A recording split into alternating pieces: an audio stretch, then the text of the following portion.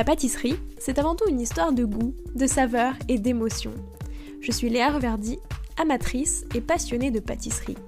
Mon défi, vous emmener avec moi à la découverte de ce qui fait vraiment un bon dessert. L'objectif ultime, trouver la recette parfaite qui fera fondre vos papilles à coup sûr. Vous êtes sur le point d'écouter un nouvel épisode de Papilles.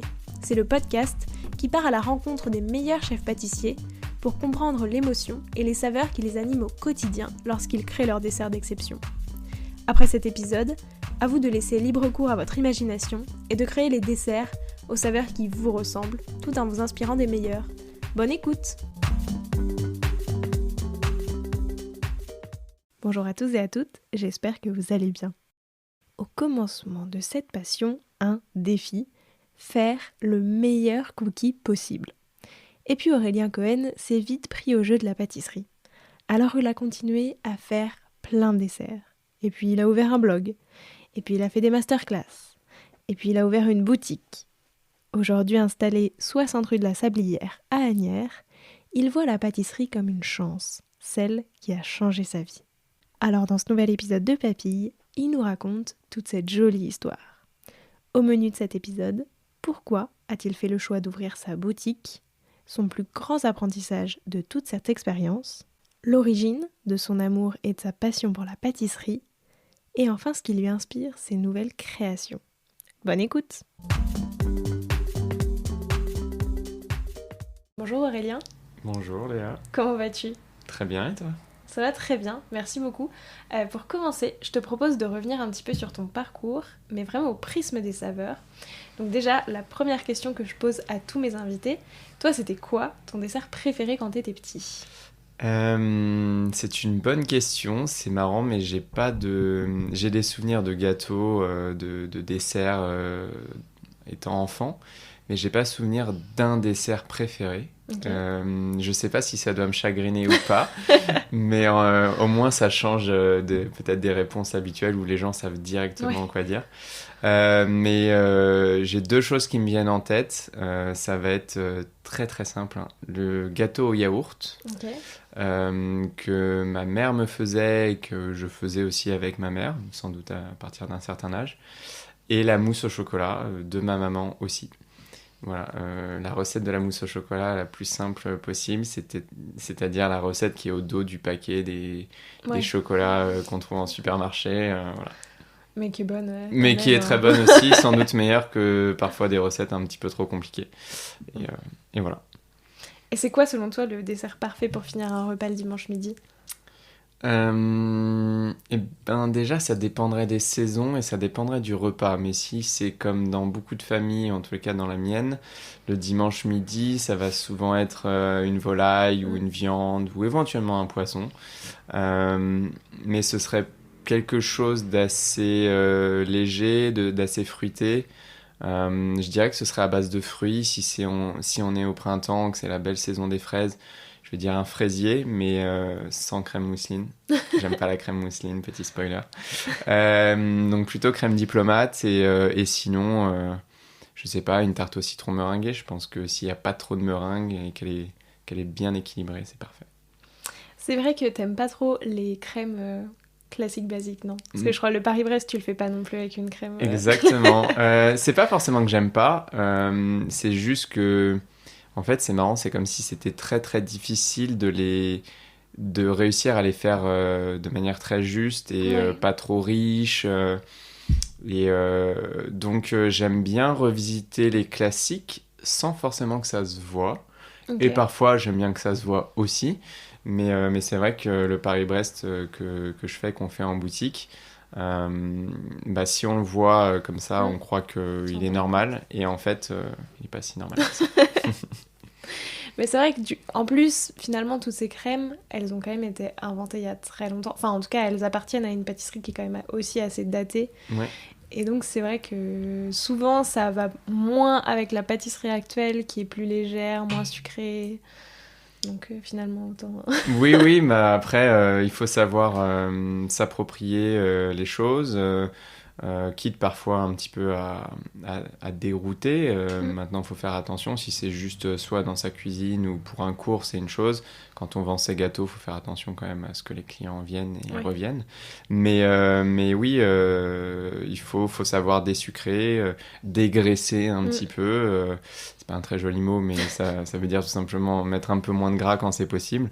Et aujourd'hui, on a quand même des nouvelles techniques qui nous permettent de le faire, donc faut essayer. Oui, et autant les utiliser. Est-ce qu'il y a une saveur qui t'évoque l'ouverture de ta boutique ? Qui évoque l'ouverture de ma boutique ? Je dirais, la première qui m'est venue, c'est le calamansi. Ok. Le calamansi parce que c'est un fruit, déjà, alors c'est pas pour ça, mais peu de gens le connaissent. C'est un agrume qui se trouve en Asie du Sud-Est principalement, et qui va être en fait à la croisée des chemins entre un citron vert, c'est de la famille des citrons, hein, citron vert, mandarine, kumquat, et qui va avoir des notes aussi de fruits de la passion en termes de goût. Okay. Donc parfois les gens me demandent c'est comme le yuzu. Non, pas du tout, j'aime pas le yuzu. Donc ça j'adore, donc déjà ça veut bien dire que c'est pas pareil. Et on est vraiment plus kumquat, fruits de la passion, et c'est un dessert que je fais en boutique et que vous trouverez nulle part ailleurs. Ok. Le sweet calamansi. Et pourquoi est-ce que c'est cette saveur-là ? Parce que c'est le premier que tu as fait ? Parce que c'est une des premières créations... Enfin, c'est pas une de mes premières créations, mais c'est une des premières créations qui était vraiment pas comme les autres. Ne serait-ce que déjà par le fruit utilisé. C'était un dessert où... Enfin, c'est un dessert, mais depuis la recette a quand même évolué, comme moi. Où il n'y a que du calamansi dans le gâteau.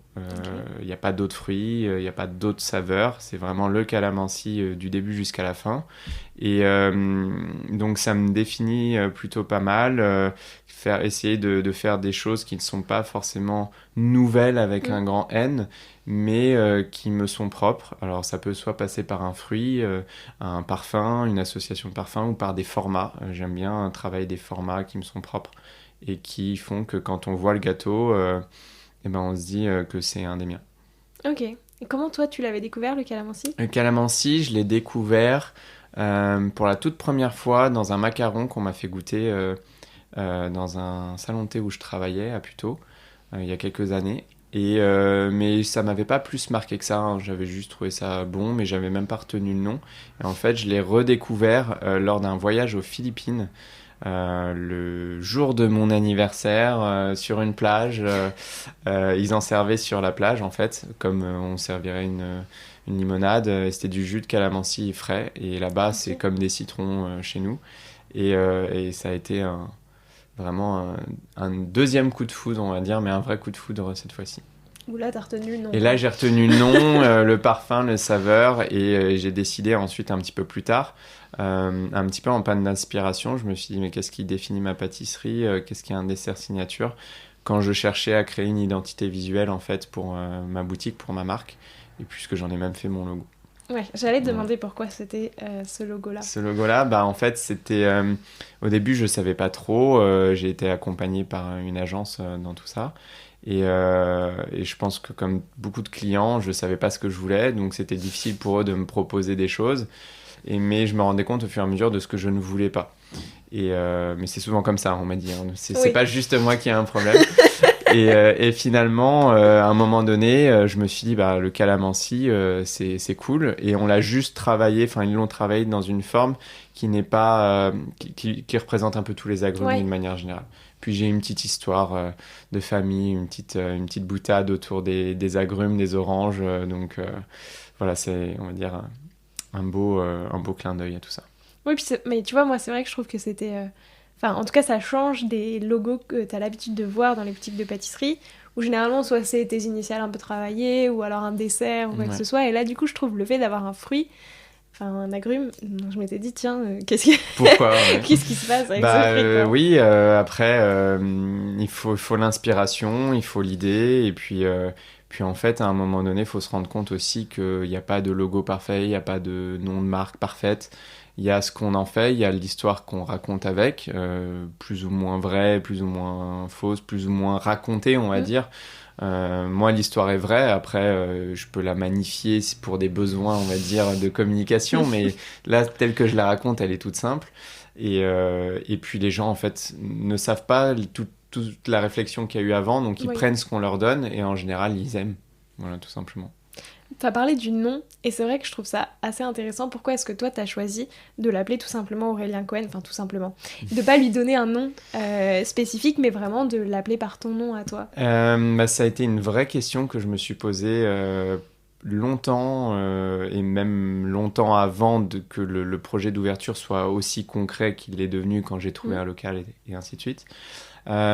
J'étais pas à l'aise avec le fait d'utiliser mon nom.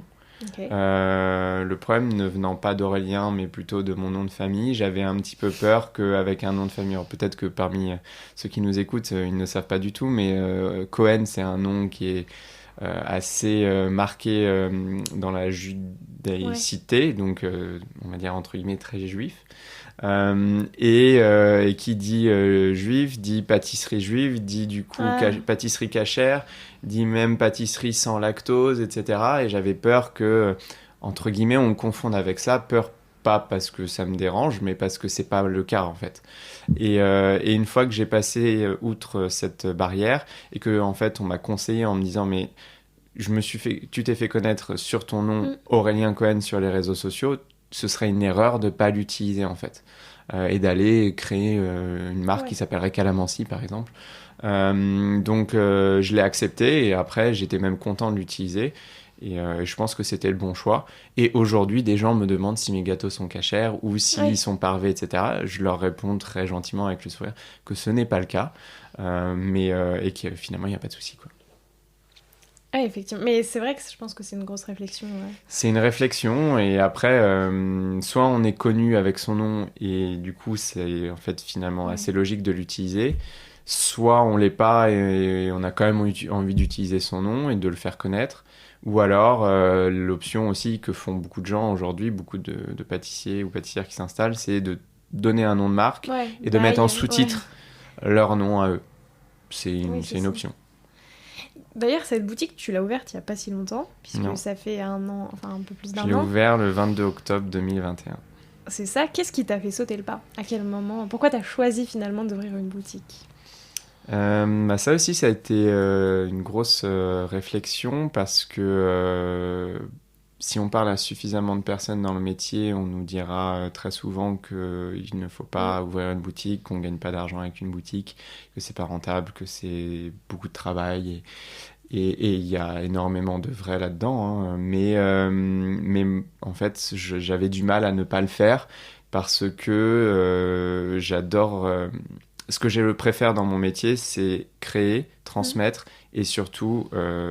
partager, mais pas uniquement mes recettes, partager mes gâteaux et permettre aux gens, à travers mes gâteaux, de se rassembler, de passer un bon moment et de temps en temps, si on a un petit peu de chance, de procurer une émotion, de plaisir, parce que la personne adore ce qu'elle mange. Donc, et il n'y avait pas vraiment de meilleure façon de le faire qu'avec une boutique. Et donc ça s'est un petit peu imposé à moi. Okay. Après, il a fallu le penser de manière à ce que je puisse essayer de contredire les gens qui me disaient de ne pas le faire. Tu regrettes aujourd'hui ? Non, absolument pas. Et j'ai hâte de pousser encore plus loin le curseur sur tout ce qui est boutique et pouvoir proposer mes gâteaux à encore plus de monde.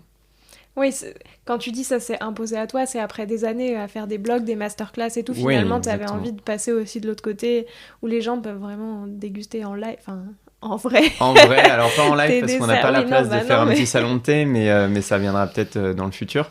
Mais oui, vraiment, parce que avant d'ouvrir ma boutique, l'étape juste avant, ça a été que je me suis mis à mon compte, j'étais auto-entrepreneur, je vendais mes gâteaux sur commande via mon site internet que je fabriquais chez moi dans une cuisine ménagère, aménagée comme il fallait au maximum, et je donnais des cours.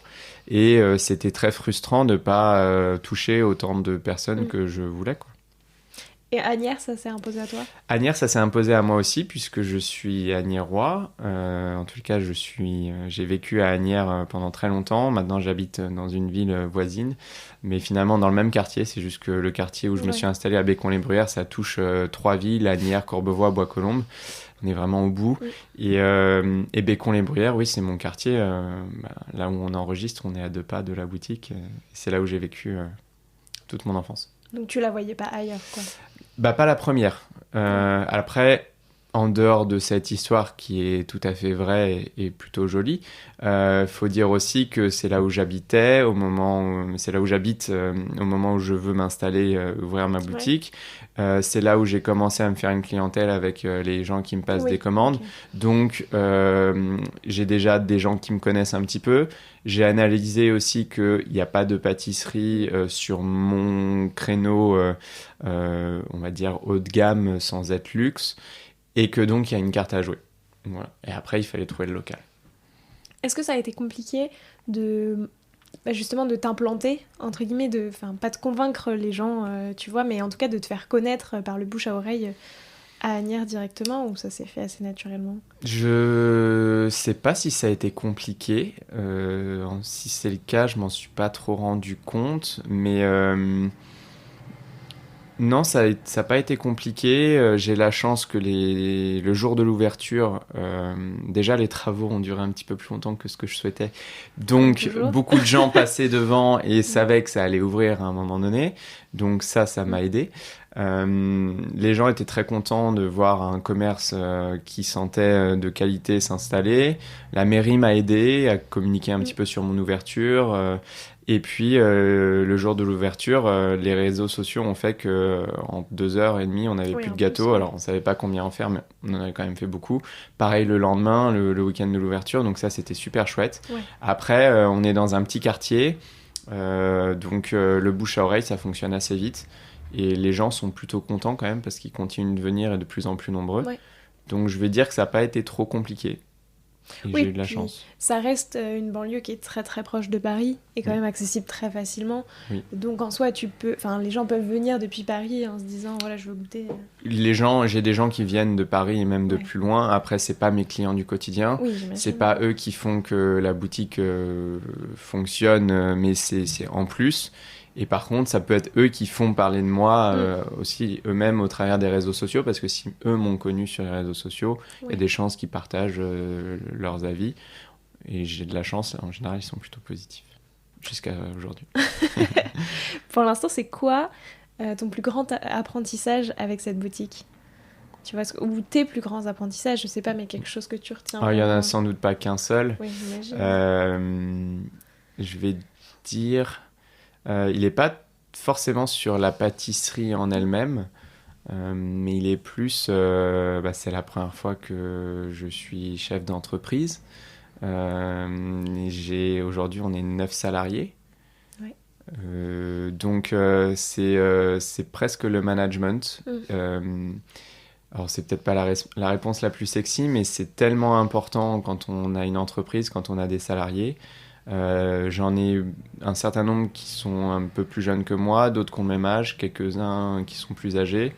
Donc c'est particulier, mais j'adore ça, c'est vraiment génial. Alors je préfère quand ça se passe bien. De temps en temps, forcément, il y a des petites choses à désamorcer. Mais ça, c'est vraiment passionnant, mais c'est un vrai challenge. Peut-être pas au quotidien, mais régulièrement. Et après c'est la première année, il faut trouver son rythme de croisière. Moi, c'était une création. J'ai pas repris une boutique de boulangerie ou pâtisserie. Avant, c'était un caviste. Donc, il y avait pas du tout... Les gens étaient pas habitués. Donc, j'avais 0 client en ouvrant, on va dire, sur lequel me reposer. Donc, chaque semaine, chaque mois, chaque jour de la semaine était différent et j'avais pas de base sur lequel me dire oui, alors, on est mardi, je peux faire tant de gâteaux. Donc, ça, c'est un ajustement permanent et c'est super chouette. Ça a pris combien de temps à peu près à ce que tu arrives en tout cas à te faire une idée Je dirais 6 mois à peu près. Ok. Et encore, finalement, je me suis rendu compte presque 6 mois plus tard que c'était pas tout à fait juste parce que il y a il y a une vraie différence, il y a une vraie saisonnalité. En tous les cas, c'est ce Ouais. que je constate. Pas juste dans le type de gâteau qu'on propose, ça c'est évident. En tous les cas, si on a un petit peu de respect pour la planète et qu'on fait pas des tartes aux framboises en ce moment, en hiver. Mais non, c'est plus les gens consomment beaucoup plus de gâteaux à l'automne et en hiver Ok. qu'au printemps et en été. Ah, j'aurais dit l'inverse. Eh ben voilà, moi aussi sans doute un petit peu. Moi je pensais que les fraisiers et Ouais. les framboises ça allait faire consommer, mais il faut croire que le summer body passe avant tout. Ça veut pas dire que ça fonctionne pas, hein, mais ça fonctionne moins bien, Ouais. différemment. Ça a peut-être toujours autant de grands gâteaux. Les fraisiers c'est de la folie, mais par contre au quotidien moins. Ok, moi j'aurais pensé vraiment que c'était l'inverse, dans le sens où tu dis que l'été c'est plus propice à se rencontrer, enfin à faire des repas entre amis, en famille, et donc t'amènes un Oui, gâteau mais qu'en alors hiver. les grands gâteaux éventuellement, le week-end ça fonctionne très très bien, même en été. Mais par contre, tout ce qui est Ouais, le les petits quotidien, gâteaux, ouais, ça ouais. beaucoup moins. Et puis après, ça vient aussi sans doute, ça s'ajuste en fonction de là où on s'installe, hein. Si on est en plein Paris dans un quartier Oui, ça doit pas se hyper ressentir. touristique ou avec vraiment beaucoup de passages, c'est différent. Peut-être qu'on le Mm. sent un petit peu moins. Mais moi qui suis dans un quartier très résidentiel, Oui, bah, dès qu'il y a les beaux jours, dès qu'il y a des ponts, il n'y a plus personne, quoi. Donc les week-ends sont beaucoup plus calmes et finalement, je pense que ça s'explique aussi par ça. très intéressant. Alors du coup, on va revenir un petit peu sur tout l'aspect plutôt créatif. Ouais. Déjà, toi, quand est-ce que tu as choisi de faire de la pâtisserie ton métier? À quel point t'aimais ça avant? Comment t'en faisais? Mon histoire avec la pâtisserie a débuté sans doute plus tard que ce que beaucoup de gens racontent. Être leur Mhm. histoire, hein. Moi, ça a débuté vers 18-19 ans Ok. et ça a débuté par une passion pour les cookies. Et en fait, une quête de la recette des cookies que je visualisais dans ma tête. Et alors, c'est très, très bête, hein, mais j'adorais à l'époque les cookies que vendait la chaîne Starbucks, Ok. qui n'était absolument pas fait maison. Mais à l'époque, j'en étais pas forcément conscient, hein. Moi, je pensais que c'était fabriqué. C'est pour dire à quel point j'étais pas Mm. forcément connecté à tout ça. Et impossible, bien entendu, de trouver la recette sur Internet. Surtout que d'un pays à un autre, c'est pas les mêmes. Mais j'ai commencé à tester des recettes de cookies et je me suis pris au jeu de modifier, bouger un curseur, le sucre, utiliser un autre sucre, plus de chocolat, les congeler, pas les congeler avant cuisson. Et comme ma copine que j'ai rencontrée à l'époque et qui est aujourd'hui ma femme était très gourmande et s'est mise aussi un jour à me faire des macarons, j'ai trouvé ça génial, j'ai voulu en refaire. Et je me suis acheté un appareil photo et je me suis mis à prendre des photos. Et comme je suivais des blogs, bah, j'ai ouvert un blog très rapidement de recettes. Et donc ça a été un engrenage totalement positif et de passion. Mais par contre, le déclic en disant je veux en faire mon métier, il est venu plutôt dans ma vingtaine. Je sais pas, j'avais 22 ans à peu près. Et je m'ennuyais un petit peu dans mes études. J'étais pas passionné pour le coup par mes études de gestion, marketing et ce qui est devenu ensuite de l'entrepreneuriat. Et j'ai eu une grosse envie d'arrêter mes études. Ça a été très compliqué à gérer parce que j'avais tellement envie de me lancer dans la pâtisserie. J'ai suivi les conseils de mes parents, de ma famille, et j'ai fini mes études, j'ai passé mon master. Mais première chose que j'ai faite, j'ai passé mon CAP. Je me Ouais. suis inscrit dans une école, une formation pour adultes en reconversion. J'étais le plus jeune, parce que j'avais Oui, c'est ça, parce 24 que ans finalement. dans la session. Mais voilà, j'ai jamais exercé mon master en marketing, etc., dans une entreprise en dehors de mes stages. Et par contre, je savais qu'un jour, je voudrais être à mon compte et créer quelque chose. Mais ça, c'était même avant de tomber dans la pâtisserie.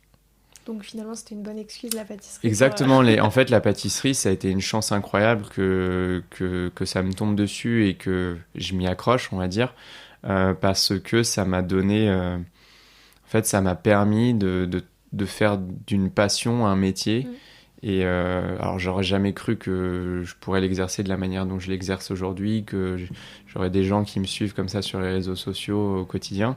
Et ça, c'est génial. Mais ouais, ça a été vraiment... j'ai eu 2 chances dans ma vie, ça a été ça et de rencontrer ma femme.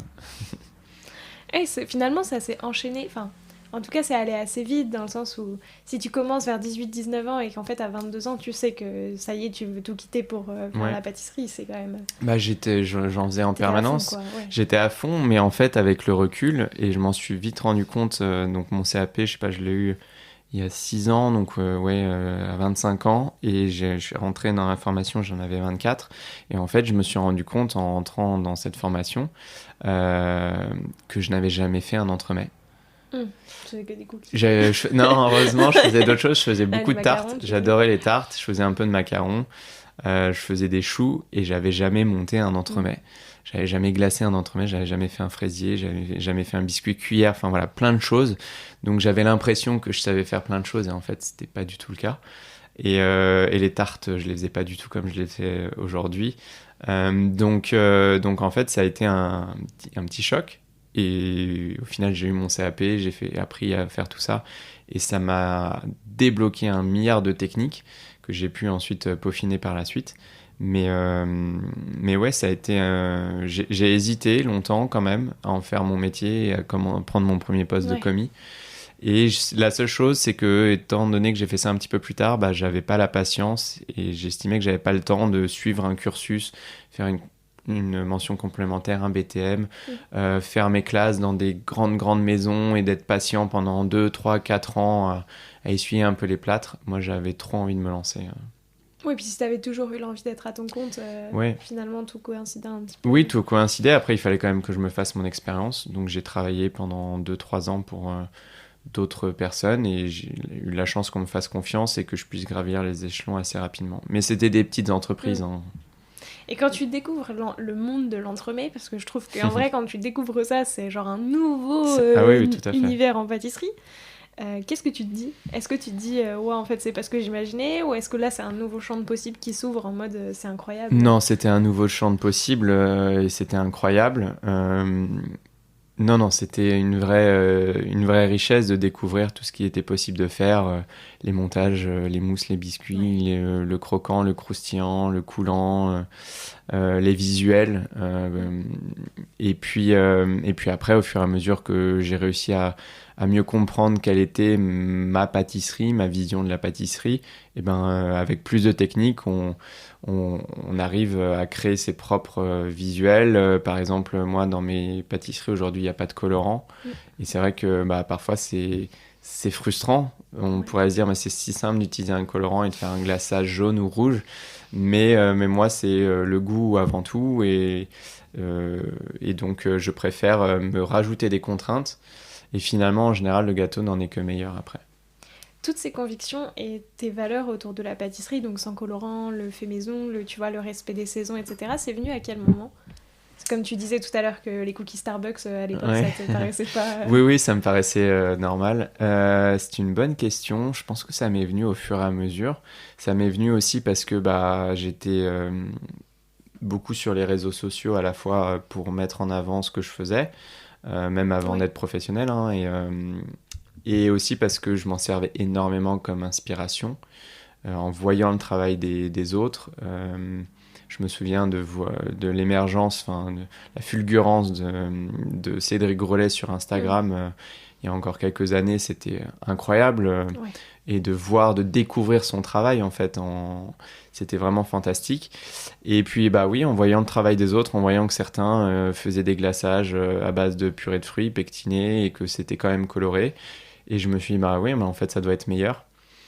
Et ça m'est venu petit à petit. Après, le fait maison, ça m'a paru naturel. Parce qu'en fait, c'est meilleur. C'est meilleur. Un praliné maison, c'est meilleur. Alors, il peut être fait maison par quelqu'un d'autre. Hein. Il y a des gens qui font ça de manière artisanale.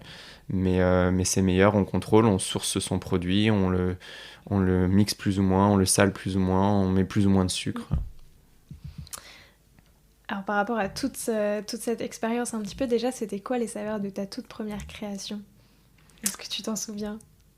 Je pense que c'est impossible de me souvenir de ma toute première création. La première dont tu te souviens ? La première dont je me souviens, parce que j'ai toujours aimé, en fait, je crois que j'ai quasiment jamais refait une recette de A à Z, que ce soit d'un grand chef, d'un petit chef ou d'un blog, très très vite, ou alors vraiment des choses très très simples, hein, mais très très vite, dès qu'il s'agit de...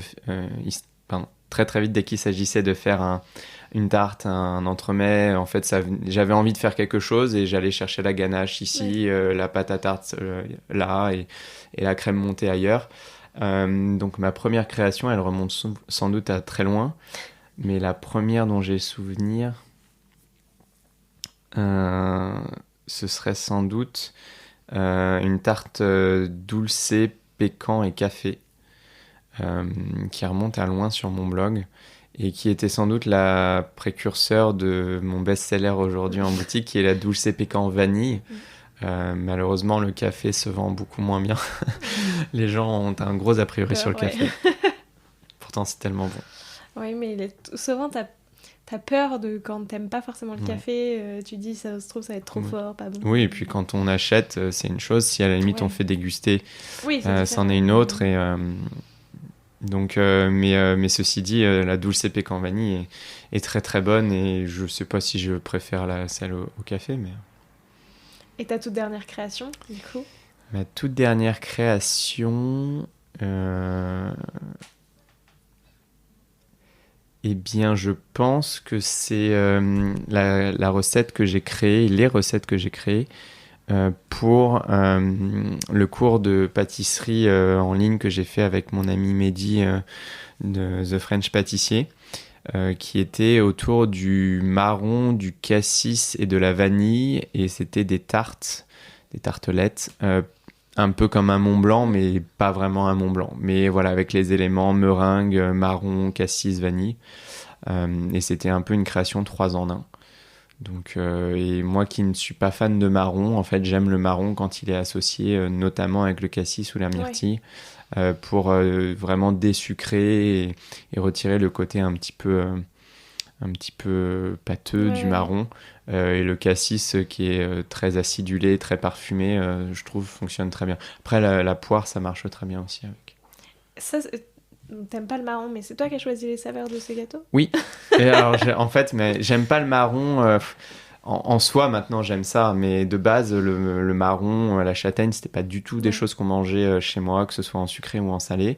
Donc, comme beaucoup de choses qu'on découvre beaucoup plus tard, sur lesquelles on a potentiellement un a priori, et on se dit qu'on n'aime pas. Et quand j'en parle encore aujourd'hui, je dis que j'aime pas ça, alors que j'aime ça maintenant.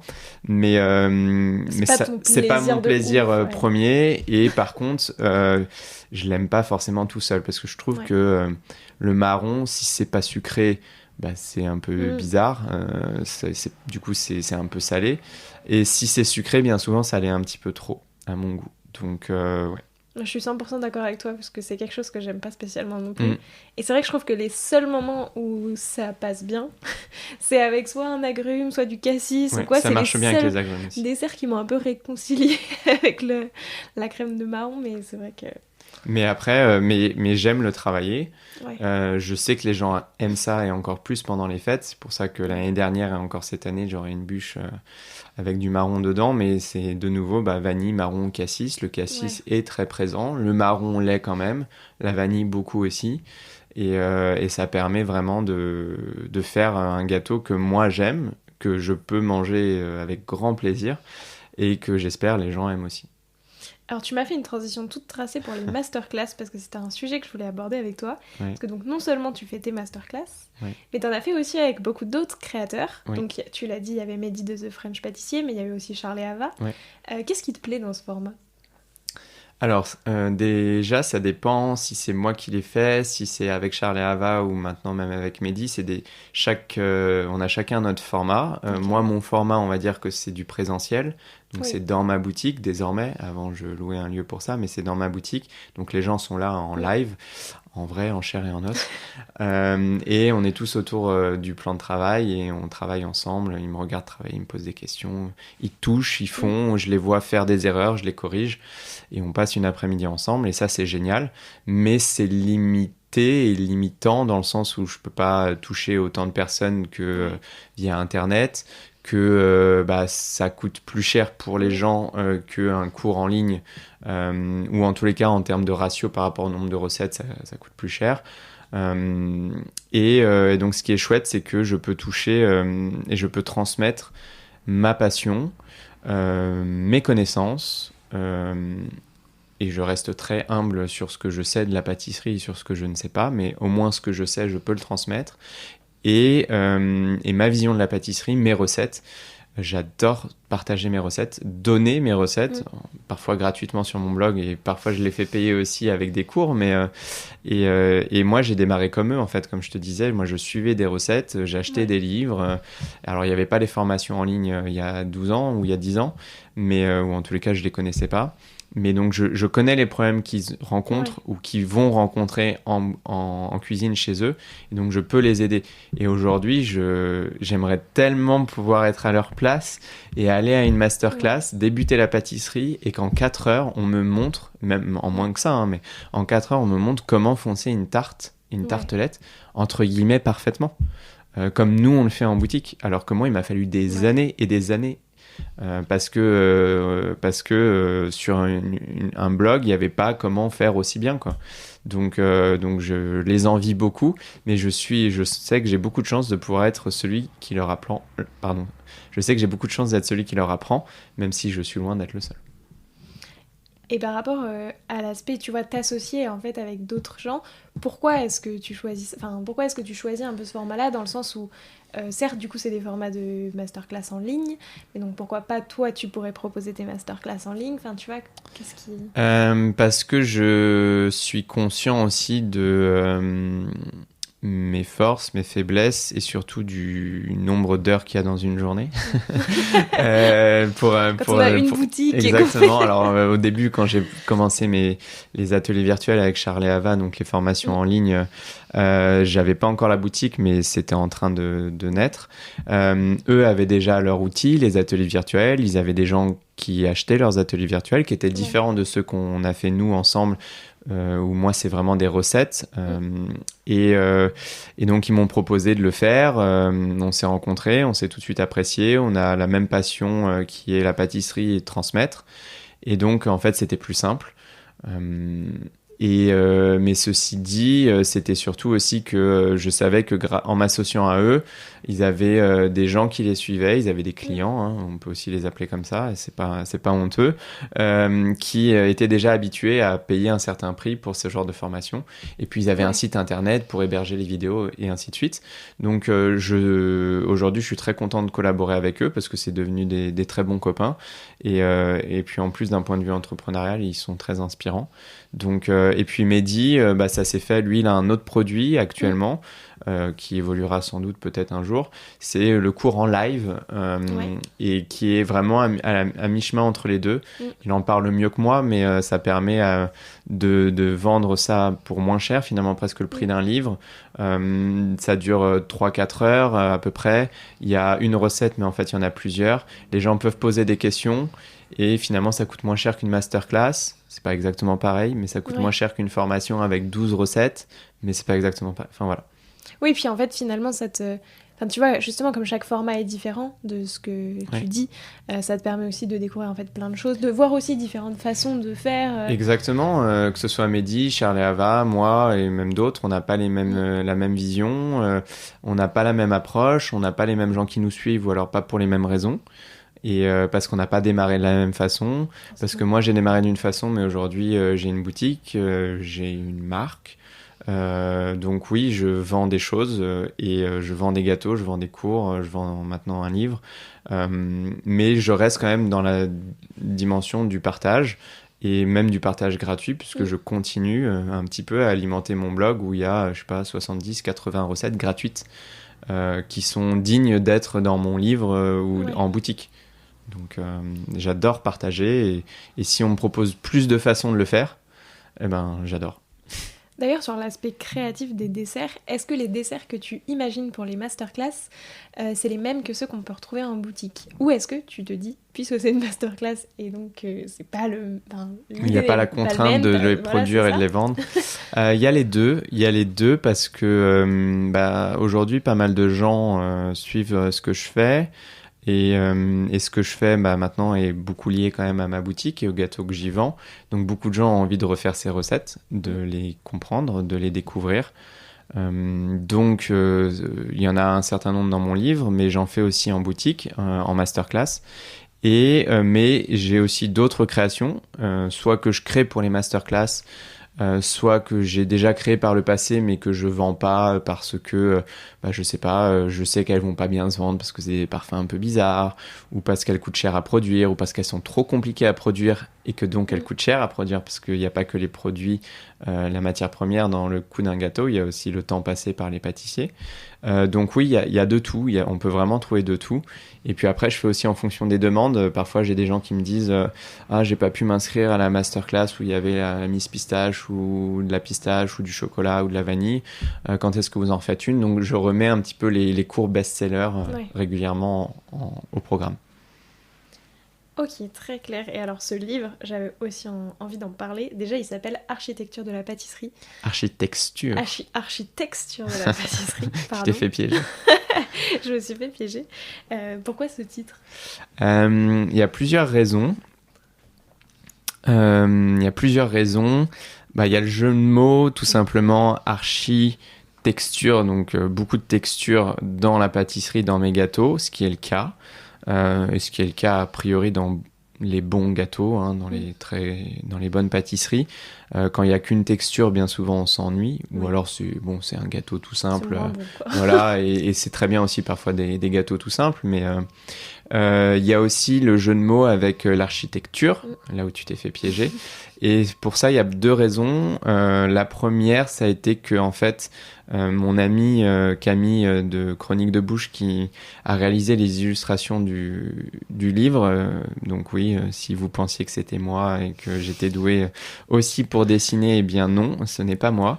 Je laisse ça aux gens qui ont le talent pour. Et donc mon amie, elle est architecte aussi, en plus d'être cuisinière, artiste et tout un tas d'autres choses. Et donc sur son compte, avant même de faire mon livre, elle avait exploré cette vision de la pâtisserie comme un architecte qui explose en fait le gâteau avec les différentes couches, les différentes strates, comment il est composé. Donc c'est venu de là, et c'est venu aussi du fait que mon père est architecte, que je suis sensible à l'architecture et à la façon dont les choses sont construites, y compris les gâteaux. Et mes gâteaux, je les conçois, je les pense et je les crée à la fois pour des raisons gustatives, donc c'est une association de saveurs ou une envie d'un parfum, mais aussi et beaucoup sur les textures. Alors pour deux raisons. La première, c'est qu'il faut mettre les bonnes textures au bon endroit, parce que si on met un croustillant au-dessus de quelque chose qui est mou ou coulant, on va tout écraser au moment où on le coupe ou au moment où on croque. Donc déjà, il y a des raisons structurelles. Et puis après, il y a les raisons du plaisir qu'apportent les textures. Et c'est pas moi qui l'ai dit, mais c'est un chef, mais j'emprunte sa phrase. Les textures mènent à la réflexion sur le goût de ce qu'on déguste. C'est-à-dire, s'il n'y a qu'une seule texture et plusieurs goûts, on va pas les comprendre. Tout va se mélanger. S'il y a plusieurs textures et un seul goût, et en fait, ou plusieurs goûts, le fait que d'abord ça croque ou ça craque, ensuite ça croque, c'est différent. Pour moi, craquant, il y a une notion de finesse. Croquant, il y a une notion d'épaisseur. Une amande est croquante, un glaçage au chocolat sur un cake tout fin est craquant. Ou une gavotte est craquante. Il y a le croustillant, il y a le moelleux, il y a le coulant, il y a le fondant, il y a le mousseux, le voluptueux. Et toutes ces textures, elles vont vous faire réfléchir quand vous dégustez, en fait. Et donc voilà, c'est vraiment un jeu de mots sur toutes ces notions-là, et ça représente vraiment très très bien ma vision de la pâtisserie, de la création. Parce que du coup, aujourd'hui, quand tu crées un nouveau dessert, tu penses... donc oui, j'imagine que tu penses en termes de texture et d'architecture, mais du coup, par exemple, est-ce que... pas t'as des règles, mais tu te dis, un dessert, il est bon quand il y a X textures différentes? Non, j'avoue que je suis pas strict comme ça, et je pense que si je l'étais, ce serait une erreur. Parce que d'abord, ça dépend du type de gâteau, ça dépend de sa taille, ça dépend comment il est mangé, comment il est servi. Donc il faudrait des règles différentes, et puis les règles existent pour qu'on puisse les enfreindre également de toutes les manières. Donc non, je réfléchis pas en termes de nombre de textures, mais oui, si je prends par exemple un format qui est devenu un format signature chez moi, et c'est le format des miss. Les miss, c'est des tartelettes qui sont un petit peu plus étroites et un peu plus hautes qu'une tartelette classique. Donc elles font normalement 6 cm de diamètre et 3 cm de haut.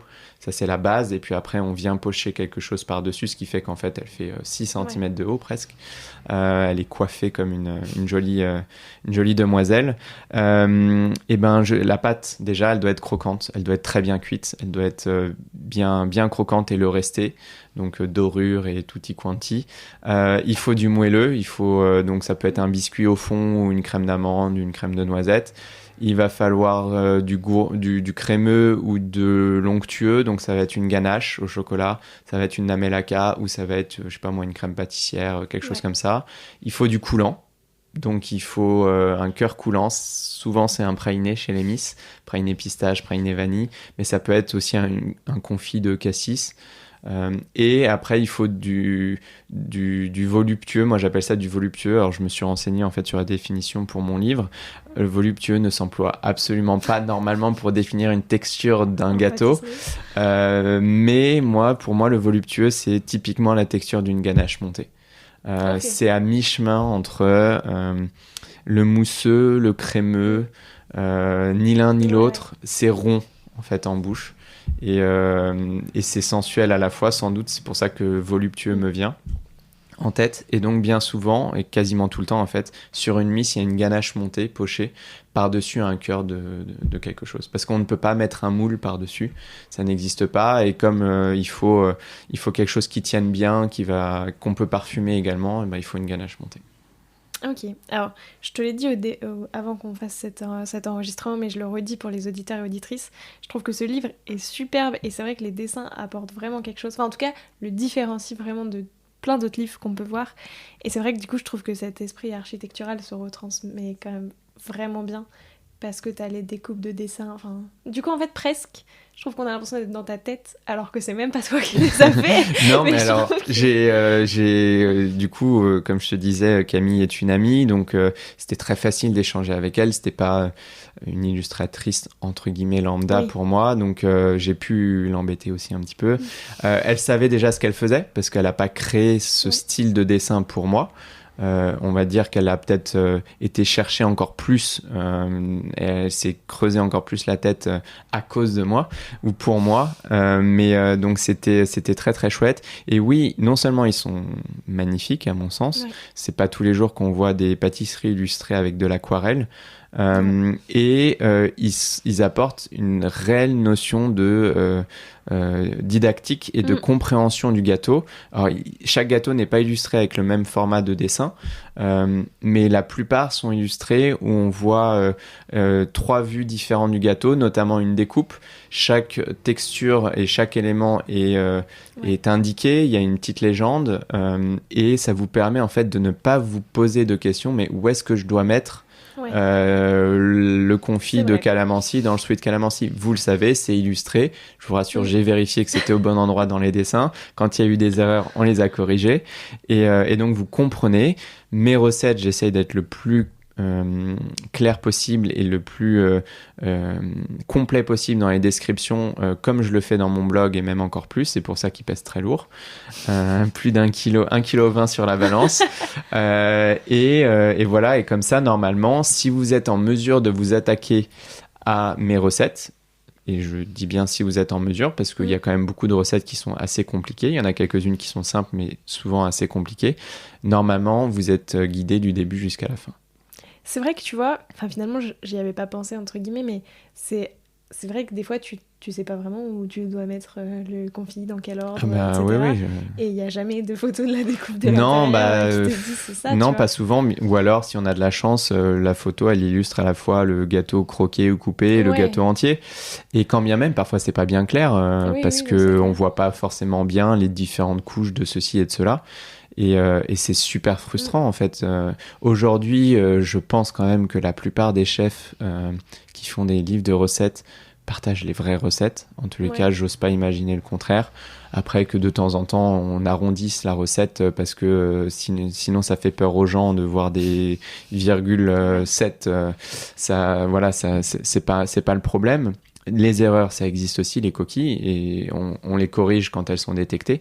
Mais par contre, c'est vrai que si le gâteau ne représente pas ce que la recette dit, ou que parce que la recette a été trop longue, ou parce que c'est pas la bonne personne qui l'a rédigée et qu'il n'y a pas toutes les informations dedans, c'est très frustrant quand on a acheté son livre, je sais pas moi, 25, 30, 50 euros, qu'on a acheté des ingrédients, qu'on a couru dans tout Paris pour trouver les bons moules, les bons ingrédients, etc. Donc non, j'envisage pas les choses autrement.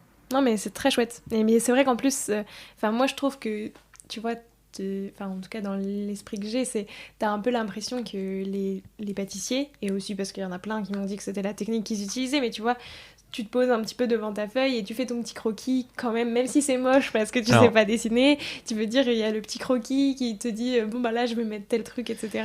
Et donc là je trouve que ça rejoint cet état d'esprit. Alors tu vas rire, mais moi je fonctionne pas du tout comme ça. Ouais, non. Tu fais aucun croquis? Aucun croquis, tout est dans ma tête, et donc c'est pour ça, ça me fait rebondir sur ce que tu as dit tout à l'heure. On a l'impression qu'on est dans ma tête avec ce livre, en voyant tous les petits croquis qui ne sont pas de moi, mais également de Camille, tous les dessins, etc.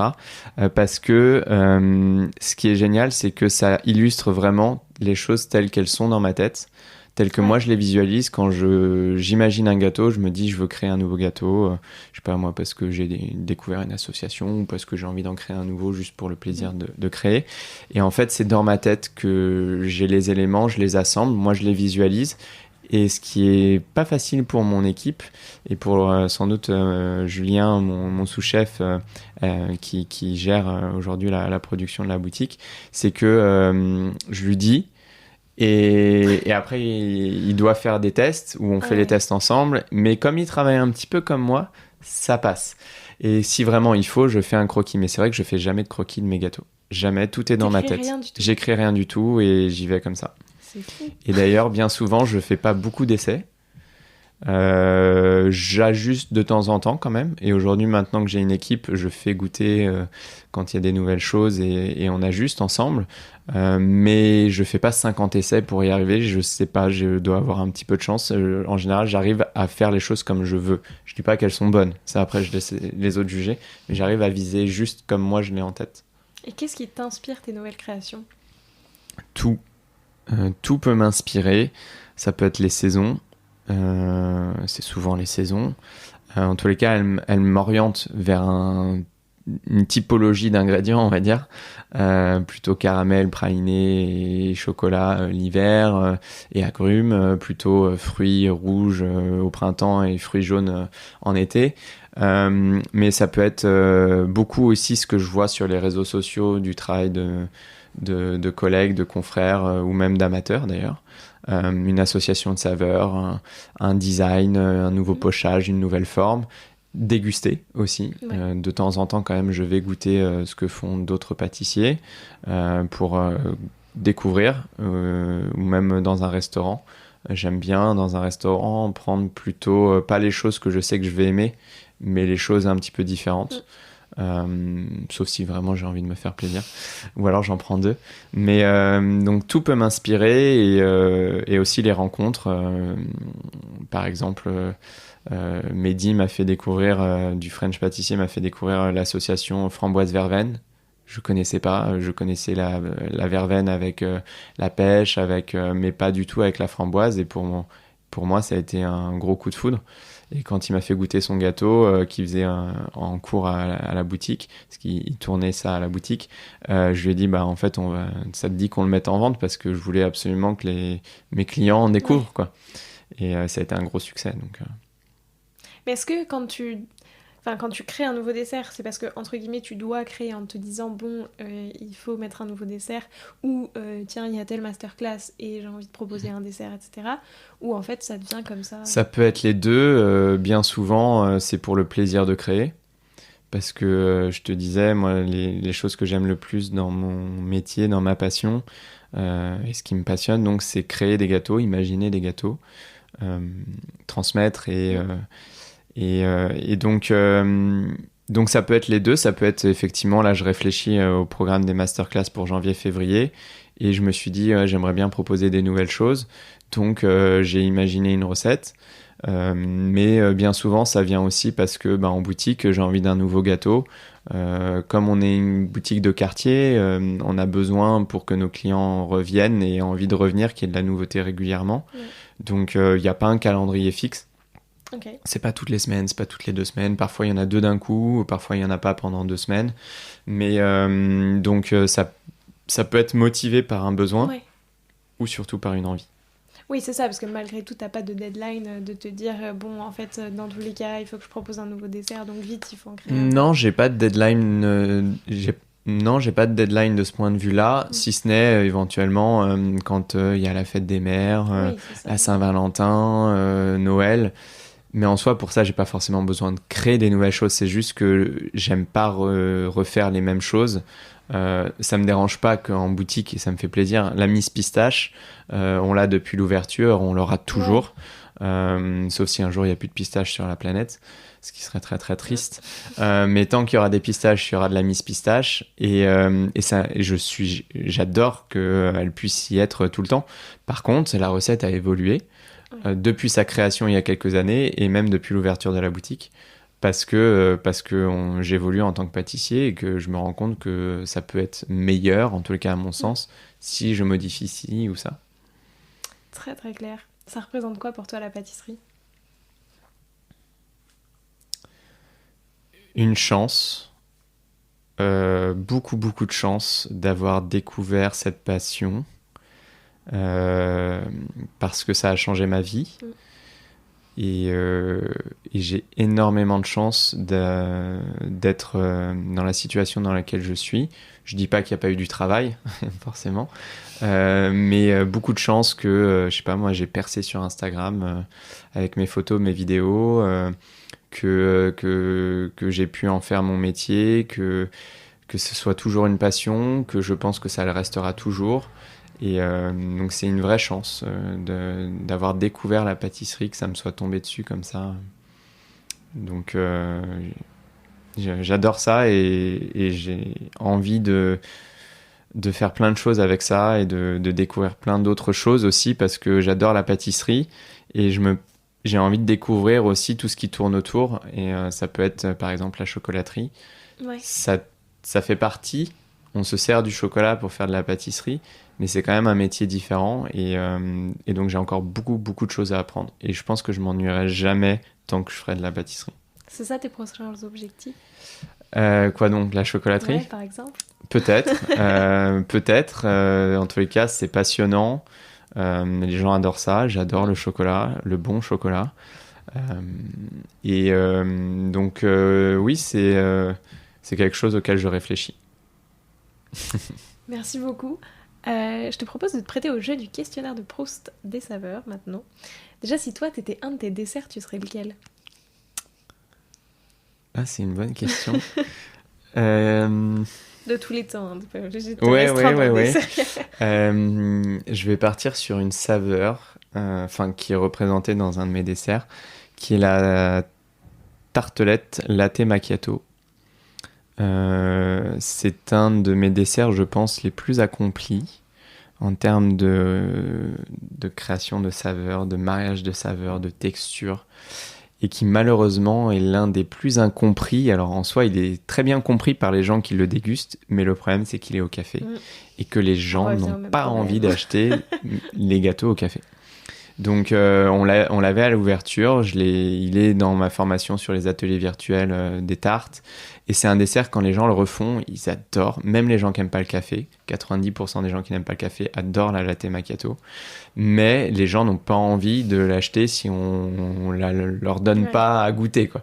Donc je suis le latte macchiato, le meilleur mais l'incompris. Il y a un vrai problème autour de cette histoire des desserts au café. Ouais, tout à fait. Mais tous les pâtissiers le disent. Après, en soi, je pourrais quand même le faire et savoir que je vais pas en vendre beaucoup. Mais bon, oui, c'est dommage. Alors, il faut que je trouve. Mais pour ceux qui se posent la question maintenant que j'en parle, qu'est-ce qu'il y a dans une latte macchiato, dans une tarte latte macchiato? Il y a une pâte sucrée, donc une pâte à tarte, un praliné au café, un caramel salé, un crémeux chocolat au lait Givara infusé au café. Donc c'est un goût de café, un parfum de café, mais sur une base de chocolat au lait, donc c'est très très doux. Et une ganache montée à la vanille, le tout saupoudré d'un petit peu de cacao en poudre. Donc c'est vraiment latte macchiato, caramel, vanille, chocolat, café. Mais c'est vrai qu'on a vraiment... Enfin, la plupart des gens ont vraiment une trop mauvaise image du café, quoi. Ouais. Alors que qu'il faut pas, après, qu'on n'aime pas. Il y a des gens qui n'aiment pas en boire et qui aiment en manger. Il y a des gens qui n'aiment ni l'un ni l'autre. Et il y a des gens pour qui c'est l'inverse. Mais voilà, si un jour je refais la latte macchiato, goûtez-la. Ou si vous avez la recette, elle est dans mon livre aussi. Testez-la et vous verrez, elle est très très bonne. C'est quoi le gâteau d'un autre pâtissier ou d'une autre pâtissière que tu aurais bien aimé avoir créé? Dans le sens où quand tu l'as vu, tu t'es dit waouh, cette idée est incroyable, j'aurais bien aimé y penser. Il y en a sans doute beaucoup. Oh, la première qui te vient. Première chose qui me vient là, c'est les fruits de Cédric Grolet. Ouais. Je pourrais en citer d'autres, hein, mais là c'est le premier qui m'est venu, donc on va parler de ça.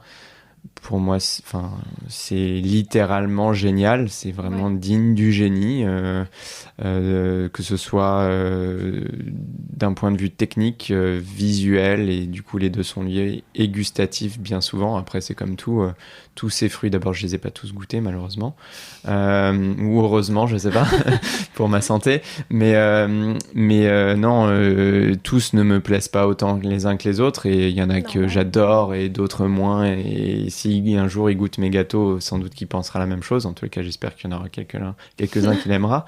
Mais non, mais c'est génial. Et en plus, c'est génial d'un point de vue technique, visuel, et puis ça lui, d'un point de vue en plus même marketing, même si peut-être qu'il l'a pas pensé comme ça, comme tel au départ, je ne pense pas. Mais en tout cas, ce qu'il en a fait derrière, ça relève du génie.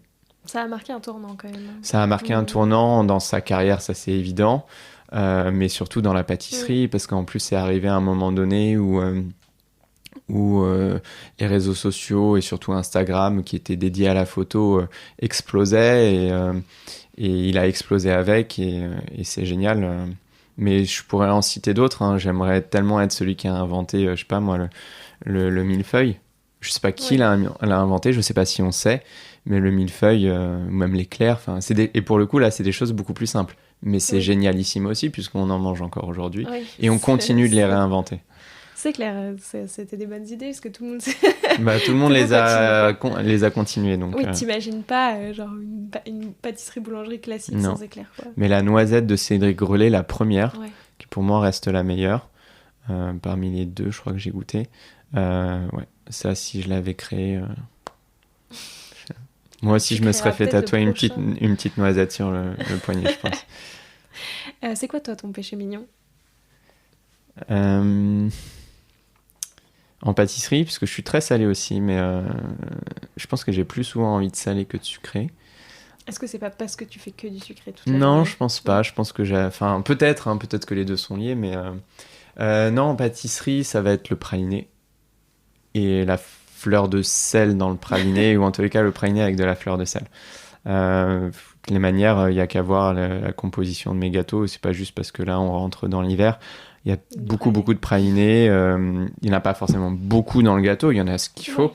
Mais le praliné, j'adore ça. Et le praliné fait maison, avec pas trop de sucre. En général, nous, nos pralinés, on les fait, on a 70% de fruits secs et 30% de sucre. Okay. Donc c'est difficile de faire moins de sucre que ça et d'appeler quand même ça un praliné, quoi. Oui. C'est quoi la dernière saveur que tu as découverte et aimée? C'est une bonne question. Ce qui me vient, mais du coup ça va être en salé, mais ça pourrait se travailler en sucré aussi. Ça se travaille en sucré. Dernière chose qui me vient en tête, ça a été, bien sûr je connais cette saveur et tout le monde la connaît, mais ça a été l'olive.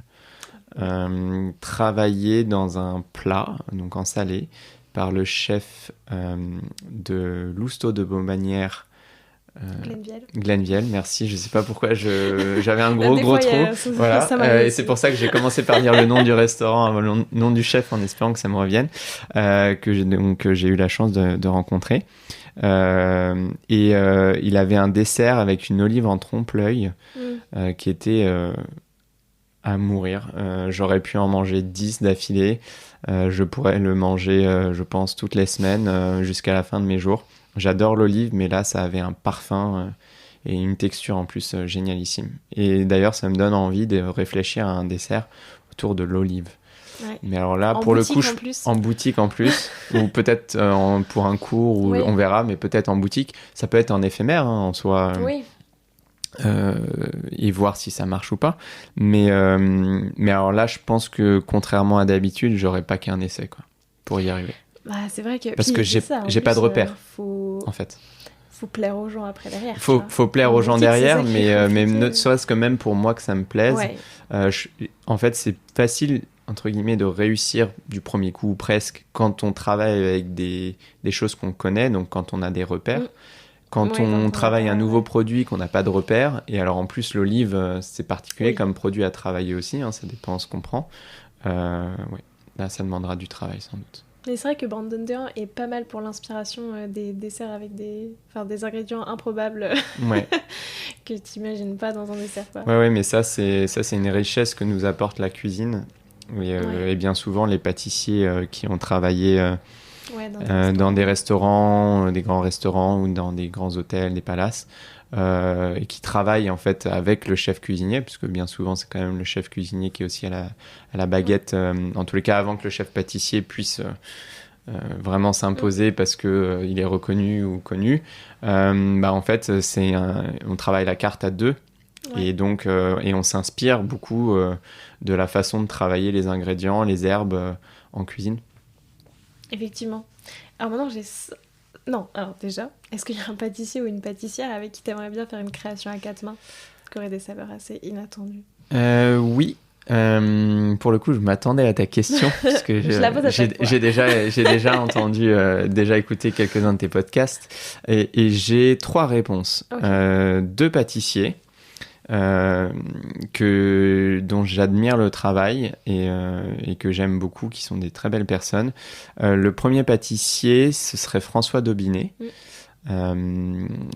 Qui est capable déjà à lui tout seul de faire des choses très très originales et très très bonnes. En plus, très architecture. Exactement, en plus, exactement. Donc je pense que si un jour on fait quelque chose ensemble, ce serait très très original. En tous les cas, on aurait à cœur à ce que ce soit et que ce soit très très bon aussi, évidemment, toujours.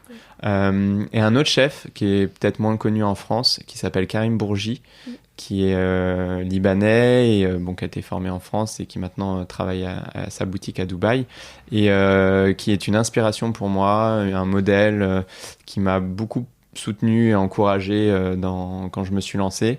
Et j'adore ce qu'il fait. C'est très très beau, c'est très très bon. Et donc j'adorerais créer quelque chose avec lui. Ce serait sans doute original et très bon. Et la troisième réponse, ce serait un chef cuisinier. Okay. J'aime beaucoup le travail et l'univers et la personnalité et la création du chef Maurice Acco, que vous connaissez sans doute. Si vous ne connaissez pas, allez voir. Ouais. Et il a un vrai univers à lui qui n'est pas du tout proche du mien en termes de saveur, d'influence, etc. Beaucoup plus africaine. Et moi, je ne connais pas du tout toutes ces saveurs-là. Et je pense que du coup, si je crée un dessert avec lui, s'il m'emmenait dans son univers, qui me faisait découvrir son univers, ce serait assez extraordinaire. Bah, écoute, en tous les cas, pour moi. Je te souhaite pour ces trois chefs, je te souhaite vraiment de voir que cette collaboration voit le jour. Donc maintenant, j'ai 5 dernières questions. Vas-y. Plutôt vanille ou chocolat? Vanille. Plutôt herbe ou épice? Épice. Laquelle? Vanille. Plutôt chou ou tarte? Tarte, toujours. Boutique ou masterclass? Les deux. Ma boutique fait masterclass. Et plutôt Miss Vanille ou Miss Pistache? Ouh. Alors, faut pas qu'elle m'entende choisir. Je dirais plutôt Miss Vanille parce que ça, j'adore la pistache, mais il y a des fois où parfois j'en aurais pas envie parce que c'est quand même plus riche. Ouais. La Miss Vanille est plus légère et en fait elle passe partout. Et telle que je la fais en boutique aujourd'hui, elle me frustre beaucoup. Pourquoi ? Parce que je peux pas mettre autant de vanille que je veux. Ah ouais. parce que sinon le coût Oui, serait... c'est vrai. Et donc le prix du gâteau serait très très très très cher. Mais la vraie Miss Vanille dans ma tête, il y a 2 ou 3 fois plus de vanille et peut-être même un mix de vanille Madagascar, Tahiti, Papouasie pour la sublimer encore, elle ne serait que meilleure. Est-ce que ça, t'as pensé à le faire pour le proposer en masterclass? Non, j'ai pas forcément pensé à le faire en masterclass parce que Après, je sais déjà que les gens ont parfois du mal à trouver de la bonne vanille. Alors si en plus on leur dit qu'il en faut 3 différentes et que c'est de la vanille de Tahiti qui coûte 2 fois et demi plus cher que la vanille de Madagascar qui coûte déjà très cher. Par contre, ça je leur dis. Je peux leur dire, si vous avez envie, utilisez une autre vanille, testez, mettez-en plus. Surtout, ne jetez pas vos gousses de vanille, mettez les gousses séchées dans votre praliné et ainsi de suite, ça parfume différemment. Mais ça pourrait être le cas, oui, en masterclass. Super. Bah écoute, merci beaucoup. C'était passionnant.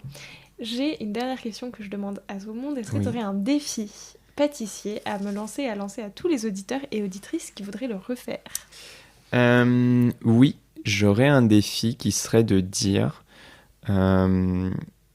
si vous êtes à même de le faire, si vous avez les outils, les compétences, créez votre propre miss, donc votre propre tartelette comme les miennes, avec les saveurs qui vous plaisent, soit mono-saveur, entre guillemets, mais travailler le produit à fond, soit une association de saveurs.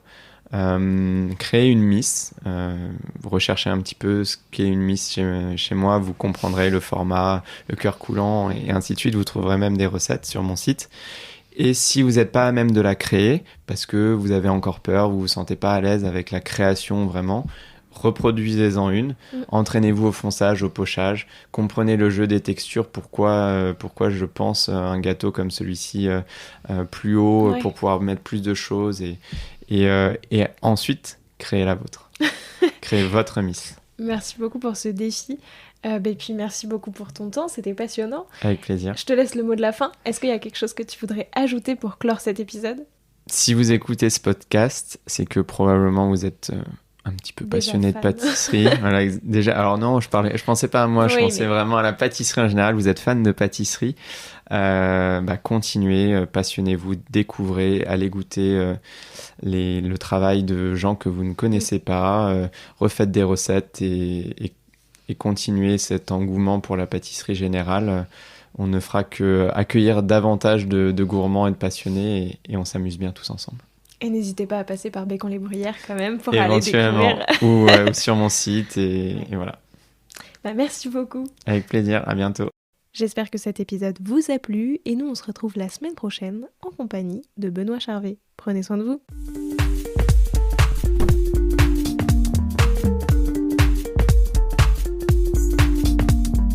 Alors, quel sera votre prochain dessert? Merci d'avoir écouté cet épisode jusqu'au bout. S'il vous a plu, n'hésitez pas à le partager aux gourmands qui vous entourent. Et si vous voulez soutenir Papille, 2 choses. La première, notez l'épisode 5 étoiles sur Apple Podcast et laissez un joli commentaire. La seconde, vous rendre sur papillepodcast.com, sans oublier le S de Papille, et vous abonner à la newsletter pour être prévenu de la sortie des prochains épisodes et des articles que j'écris régulièrement. À bientôt!